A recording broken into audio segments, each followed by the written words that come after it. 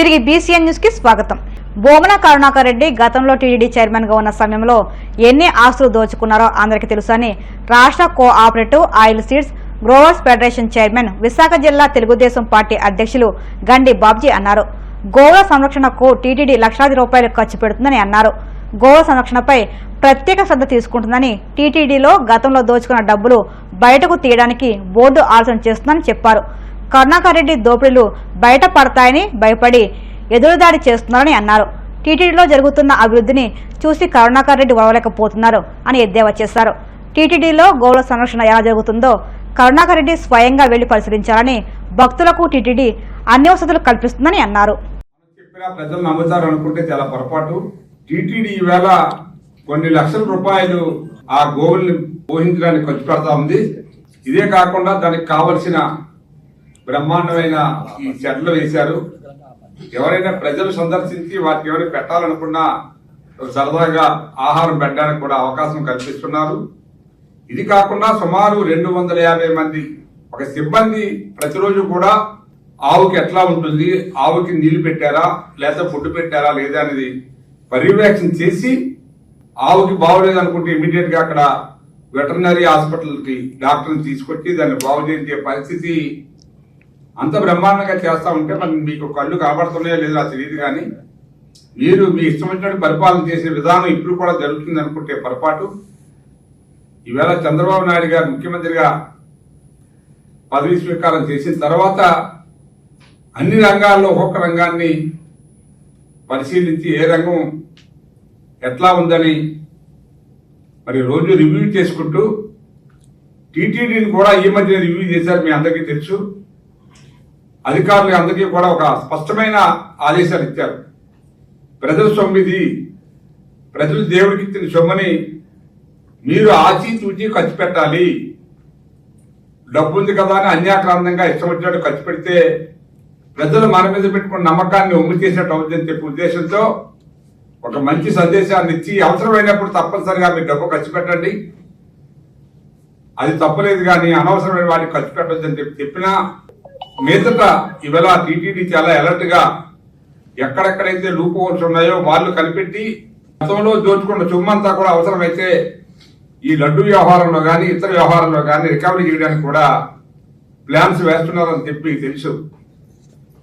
మరి అటువంటి పరిస్థితుల్లో కరుణాకర్ రెడ్డి గారు మరి ఆ పాత కేసుల్లో ఏమైనా ఈయన దోచినవి దాచుకున్నవి కూడా టీటీడీలో బయటపడతాయనే ఉద్దేశంతో మరి ఎదురువాడు చేస్తే బాగుంటుందేమో అని చెప్పి టీటీడీ మీద కేవలం ఈ గోవుల మీద, గోవులు అంటే ఏముందండి, గోవుల వల్ల ఎవరో కూడా ఆదాయాన్ని ఆశించరు.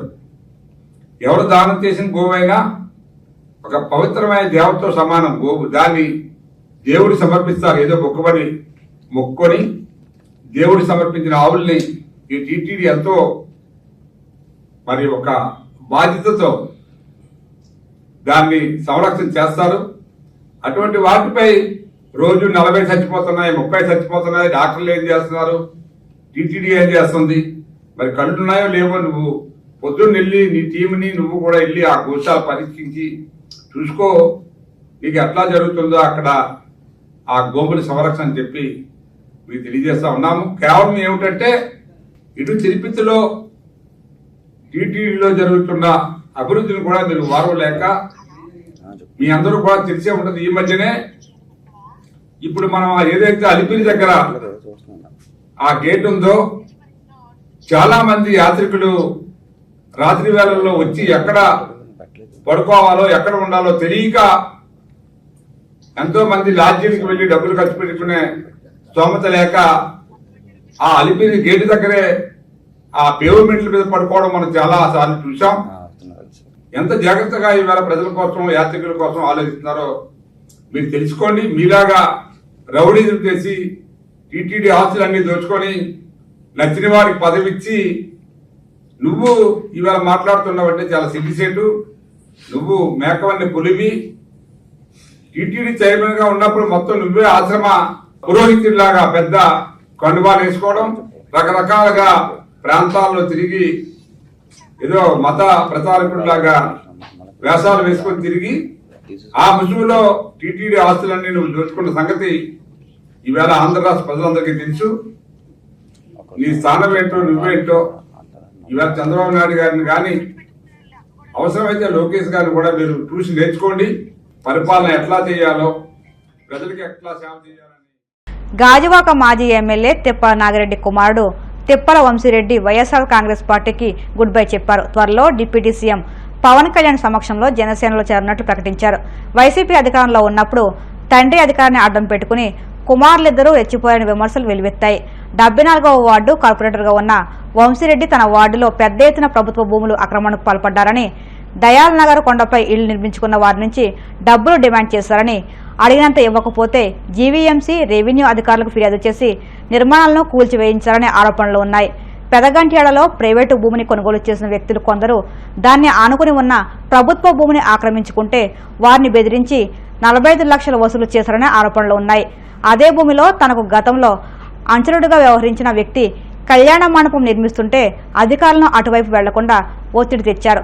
దీనిపై సోషల్ మీడియాలో పెద్ద ఎత్తున వ్యతిరేకత రావడంతో రెవెన్యూ అధికారులు కళ్యాణ మండపాన్ని తొలగించారు. అదే సర్వే నెంబర్లో వంశీరెడ్డి కొన్ని షెడ్లు నిర్మించి అద్దెకి ఇచ్చినట్టు ఆరోపణలు ఉండడంతో వాటిని తొలగించేందుకు అధికారులు కసరత్తు చేస్తున్నారు. ఆయా షెడ్లను కాపాడుకునేందుకు వంశీరెడ్డి అన్ని విధాలుగా యత్నిస్తున్నారని, అందులో భాగంగానే వైసీపీని వీడి జనసేనలో చేరాలని నిర్ణయించుకున్నారని ప్రచారం జరుగుతుంది. విశాఖపట్నంలోని సెంట్రల్ జీఎస్టీ కార్యాలయాన్ని గుంటూరుకు తరలించినట్లు కమిషనర్ ఆనందకుమార్ తెలిపారు. రాజధాని అమరావతికి వెళ్లేందుకు ఏర్పాట్లు చేసుకుంటున్నామని చెప్పారు.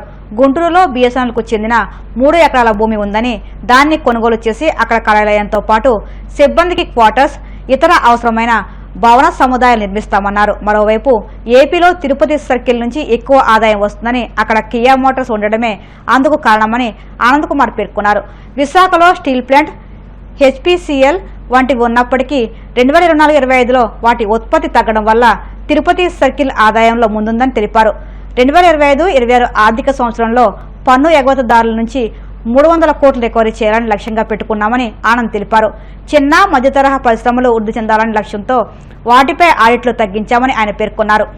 గుంటూరు జిఎస్టీ ఆడిట్ కమిషనరేట్ ఎగ్జిస్టెన్స్కి వచ్చి 11 years అవుతుంది. అంటే జిఎస్టీ రాకముందు కూడా ఆడిట్ కమిషనరేట్ ఉండేది. 2014లో ఈ కమిషనరేట్ కేమ్ ఇంటూ ఎగ్జిస్టెన్స్. పేరైతే గుంటూరులో పెట్టుకున్నాము, కానీ విశాఖపట్నంలో ఉంటున్నాము. దానికి కారణం ఏంటంటే బ్రిటిష్ టైమ్స్ నుంచి ఇక్కడ కస్టమ్ హౌస్ ఉండేది. కస్టమ్ హౌస్ మాకు ప్రిమైసెస్ ఉంది, ఇన్ఫ్రాస్ట్రక్చర్ ఉంది. తర్వాత జిఎస్టీ భవన్ కూడా వచ్చింది. అంతకుముందు సెంట్రల్ ఎక్సైజ్ భవన్ ఉండేది. అందుకని ఇక్కడ ఇన్ఫ్రాస్ట్రక్చర్ ఇక్కడ పెట్టాము. అయితే మా ఆఫీస్ గుంటూరులో ఉంది. అలానే ఇందాక మీకు చెప్పినట్టు రాజమండ్రిలో ఉంది, నెల్లూరులో ఉంది, తిరుపతిలో కూడా ఉంది. మేము ఒక నిర్ణయం తీసుకున్నాము. రానున్న కాలంలో ఈ గుంటూరు జిఎస్టీ ఆడిట్ కమిషనరేట్ని గుంటూరుకు తరలించాలని. బిఎస్ఎన్ఎల్ ప్రాపర్టీ 3 acres ఉన్నది. ఆ 3 acresని ఇంతకుముందు జిఎస్టీ గుంటూరు కమిషనరేట్ వాళ్ళు ఎక్వైర్ చేసి మాకు కొంత స్పేస్ ఇవ్వాలని అనుకున్నారు. అయితే అది నత్తనాడకు నడుస్తుంది. అందుకని నేను మా అధికారులకు చెప్పి మనం తీసుకుందామా అంటే చాలామంది అధికారులు ఉత్సాహపడ్డారు.